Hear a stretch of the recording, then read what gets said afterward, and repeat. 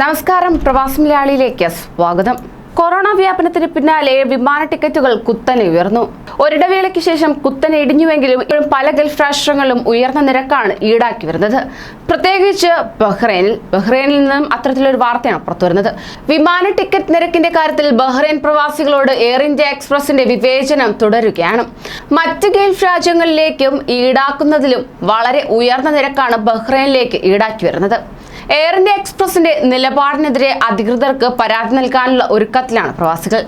March 17-ന് Kozhikode നിന്ന് ബഹ്റൈനിലേക്ക് 38,993 രൂപയാണ് ticket നിരക്ക് ഈടാക്കുന്നത്.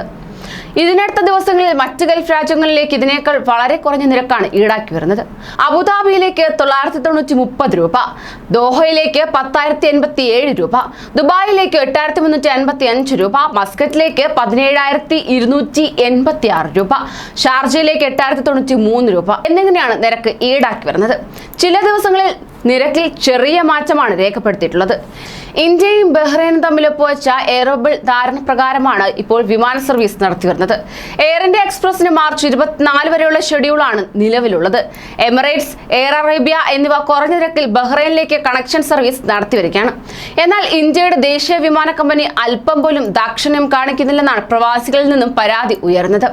ഗൾഫ് എയറും ഉയർന്ന നിരക്കാണ് ഈടാക്കുന്നത്. എയർ ഇന്ത്യ എക്സ്പ്രസ് നിരക്ക് കുറച്ചാൽ ഗൾഫ് എയറും അതിന് നിർബന്ധിതരാകുമെന്ന് പ്രവാസികൾ പറയുകയുണ്ടായി. കേന്ദ്ര സർക്കാർ കൊണ്ടുവന്ന പുതിയ കോവിഡ് നിബന്ധനകൾ പ്രവാസികളുടെ യാത്രാ ചെലവ് കുത്തനെ കൂട്ടിയിരിക്കുകയാണ്. യാത്ര പുറപ്പെടുന്നതിന് തൊട്ടു മുമ്പ് 72 മണിക്കൂറിനുള്ളിൽ കോവിഡ് പരിശോധന നടത്താൻ തുക കണ്ടെത്തിയിരിക്കണം. നാട്ടിലെത്തിയാൽ വീണ്ടും പരിശോധന നടത്തണം. കേരളത്തിലെ വിമാനത്താവളങ്ങളിൽ കോവിഡ് പരിശോധന സൗജന്യമാക്കുമെന്ന പ്രഖ്യാപനമാണ് അല്പം ആശ്വാസമായി മാറിയത്.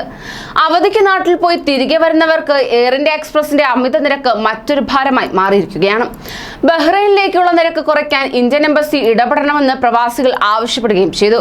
പ്രവാസികളുടെ വാട്സാപ്പ് ഗ്രൂപ്പുകളിൽ ഇത് സംബന്ധിച്ച ചർച്ചകൾ സജീവമായി ഉയർന്നു. വിവിധ സ്ഥലങ്ങളിലേക്കുള്ള വിവിധ എയർലൈനുകളുടെ നിരക്കുകൾ താരതമ്യം ചെയ്താണ് എയർ ഇന്ത്യ എക്സ്പ്രസിന്റെ ഉയർന്ന നിരക്കിനെ പ്രവാസികൾ ചോദ്യം ചെയ്യുന്നത്.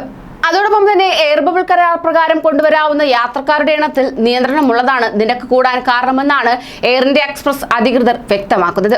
നിലവിൽ ആഴ്ചയിൽ 750 യാത്രക്കാരെയാണ് കൊണ്ടുവരാൻ അനുമതി നൽകിയിട്ടുള്ളത്. ഒരു വിമാനത്തിൽ 110-ൽ താഴെ യാത്രക്കാരെയാണ് കയറ്റാവുന്നത്.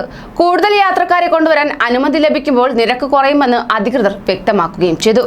കൂടുതൽ പ്രവാസി വാർത്തകൾക്കായി ഈ ചാനൽ സബ്സ്ക്രൈബ് ചെയ്യൂ.